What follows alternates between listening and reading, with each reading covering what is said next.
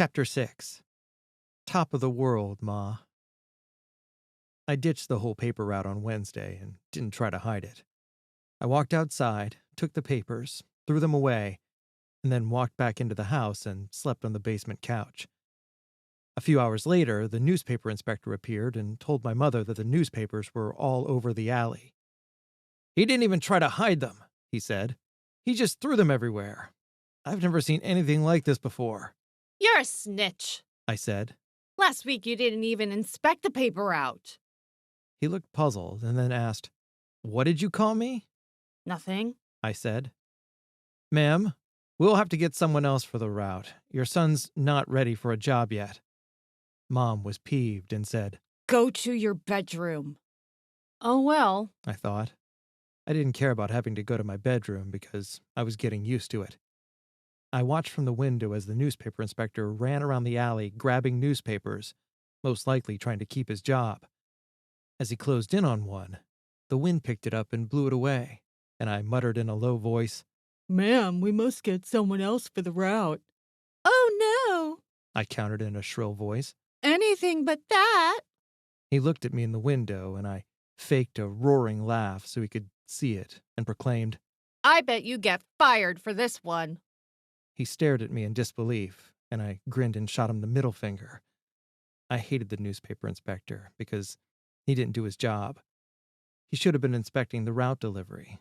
If he was, he could have stopped Larry Creep. Maybe his inspector would catch him ditching his job, and he'd get fired too. Possibly the inspector of the newspaper inspector also had an inspector who was the main inspector.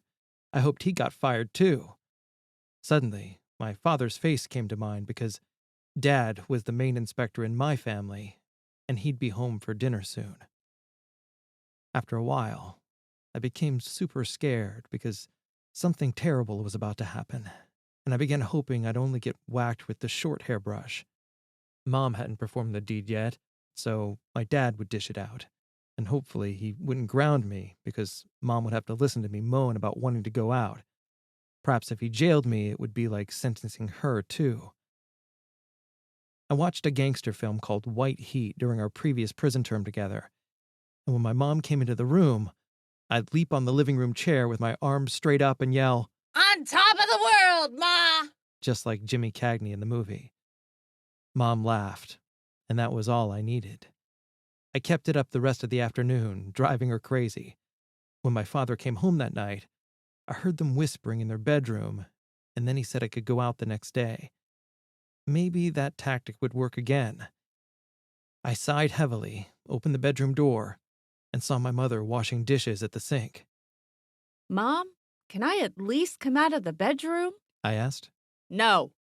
Get back in there until your father comes home." "Please, Mom? Just let me watch TV?" "No." But she sighed, and I knew I had her. "I'll be good. The movies are on." "On top of the world, Ma!" She smiled and said, "Okay." I went into the living room, turned on the television, and switched to the channel that showed the afternoon movies. The station featured Love Week, and people were kissing, and the film was about a couple falling in love and having a baby. It was horrible, but still better than being stuck in the bedroom. I switched the channel, and the afternoon news showed a house on fire and a robbery at a liquor store 5 blocks from our house. Suddenly, I remembered I needed to pest my mother, so all I got from my father was a short hairbrush beating. I jumped out of the chair and into the kitchen like a rabbit. "Mom?" I asked. "What?" "I like staying with you. I'd rather be with you than anywhere else in the world." I was about to tell her that I was hoping my father would give me a lengthy jail sentence when we heard footsteps coming up the wooden steps to the front door. She whispered, "Go to your bedroom." I ran to the bedroom and dove onto the bed. I waited forever and heard my father's heavy footsteps coming down the hallway, and the door flew open. "You've had it, mister, and you're on lockdown for 2 weeks, and you're going to work around the house and catch the mice in the basement without playing or watching television." I got clobbered 10 times with a long hairbrush and didn't cry. After it was all over, I became angry because telling my parents about what happened with Larry was not an option.